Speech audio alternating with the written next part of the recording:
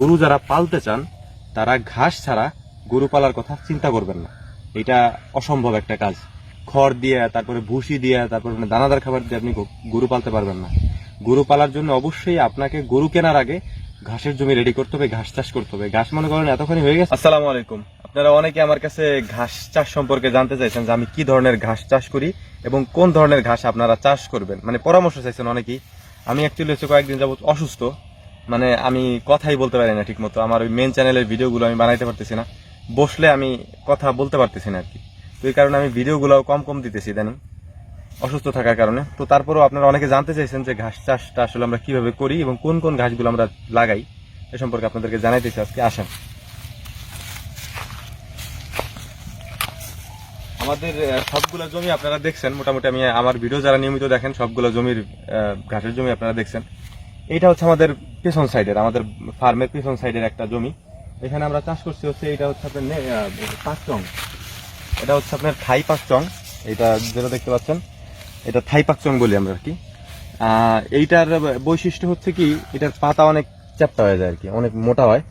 আর এই গাছে মানে ফুল হয় না, মানে এই ঘাসগুলোতে ফুল হয় না।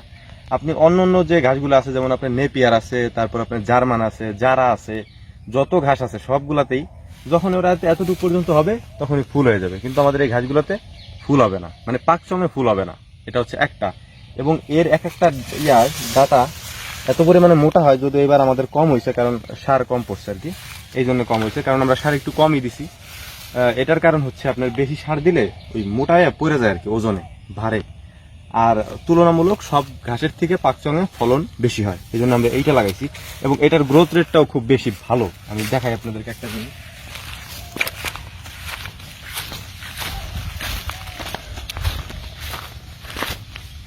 ওইটা হচ্ছে আমরা যখন কাটতেছে, এখন এই জমির ঘাস এখন কাটতেছে, এই যে এই গাছগুলো আবার হয়ে গেছে এদিক দিয়ে। হ্যাঁ, তো এখন তো শীতের সিজন, শীত অলরেডি পড়ে গেছে। শীতের সিজনে আপনার ঘাসটা একটু কম হয়, মানে পাকচং ঘাস বলেন আপনি, যত ঘাসই হয়। আপনি এমনি এমনি নর্মাল ঘাস যা মাটিতে হয় এইগুলো দেখবেন যে কম হয় ঘাস আর কি, মানে বাড়ে কম শীতের সিজনে, শুষ্ক মৌসুম যেহেতু। এমনি বর্ষা সিজনে বেশি হয়। তো এখন আমাদের এই যে ঘাসগুলো কাটার পরে এখানে পানি দেওয়া লাগবে, পানি দেওয়ার পরে সার দিতে হয়।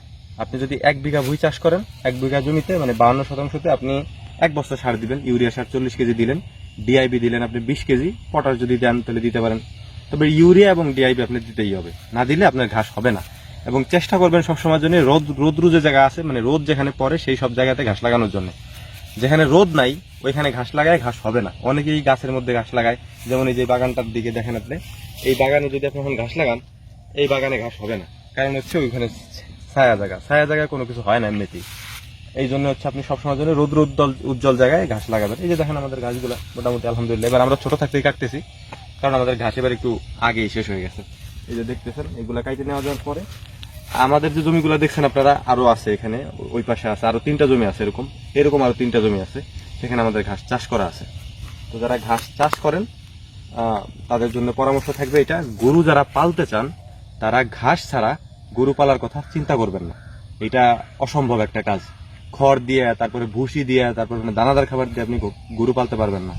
গরু পালার জন্য অবশ্যই আপনাকে গরু কেনার আগে ঘাসের জমি রেডি করতে হবে, ঘাস চাষ করতে হবে। ঘাস মনে করেন এতখানি হয়ে গেছে তখন আপনি গরু কেনেন, সমস্যা নেই, কিন্তু তার আগে আপনি গাছগুলি করেন না।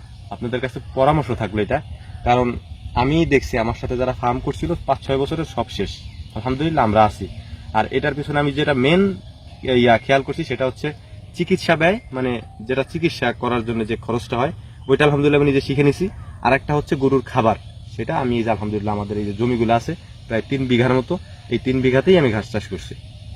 এই হচ্ছে অবস্থা। আর আমার জন্য আপনারা একটু দোয়া করেন, আমি অসুস্থ আছি, মানে কথা বলতে পারি না ঠিক মতো, জানি আল্লাহ তাআলা আমার সুস্থ করে দেন তাড়াতাড়ি। আসসালামু আলাইকুম ওয়া রাহমাতুল্লাহ।